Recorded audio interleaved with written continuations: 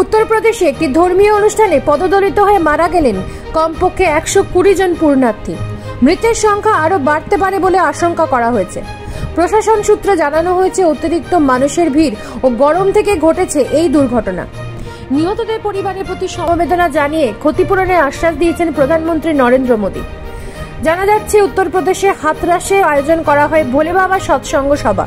সেখানে যোগ দিয়েছিলেন হাজারো ভক্ত অনুরাগীরা। অনুষ্ঠান শেষ হওয়ার সাথে সাথেই বের হওয়ার জন্য তাড়াহুড়া করতে থাকেন সবাই। তখনই ভিড়ের চাপে পদপিষ্ট হয়ে প্রাণ হারান অনেকেই।